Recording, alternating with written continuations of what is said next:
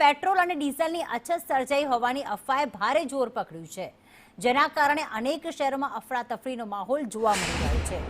ઈંધણનો જથ્થો ખૂટી પડ્યો હોવાની વાત વાયુવેગે પ્રસરતા વાહન ચાલકો મોટી સંખ્યામાં પેટ્રોલ પંપો પર ઉમટી પડ્યા હતા।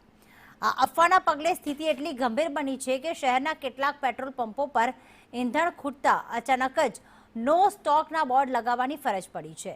ખાસ કરીને આણંદ, બનાસકાંઠા, વાવ, થરાદ, ભરૂચ અને કચ્છ જેવા વિસ્તારોમાં લોકો પેટ્રોલ ડીઝલ લેવા માટે ભારે દોડધામ કરી રહ્યા છે। જો કે બીજી તરફ પેટ્રોલ પંપ સંચાલકો સતત દાવો કરી રહ્યા છે કે પરિસ્થિતિ સંપૂર્ણ કાબૂમાં છે અને જથ્થો પર્યાપ્ત છે। આમ છતાં ગભરાયેલા લોકો સંચાલકોની વાત સાંભળવા તૈયાર નથી અને પેટ્રોલ પંપો પર વાહનોની લાંબી કતારો દ્રશ્યમાન થઈ રહી છે। તંત્ર દ્વારા પણ લોકોને અફવાઓ પર ધ્યાન ન આપવા અને સંયમ જાળવવા અપીલ કરવામાં આવી।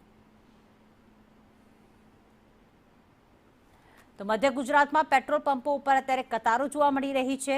અલગ અલગ જગ્યાએથી એવા દ્રશ્યો સામે આવ્યા। ભલે સંચાલકો એવો ખુલાસો કરી રહ્યા હોય કે પેટ્રોલની અછત નથી, પણ અફવા વાયુવેગે પ્રસરી રહી છે અને એના જ કારણે લોકો લાઈનોમાં ઊભા રહી જાય છે।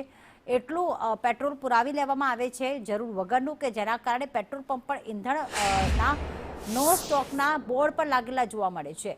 હવે અછત છે કે અફવા છે, આવા 5 જગ્યાએથી દ્રશ્યો અમારી પાસે સામે આવ્યા।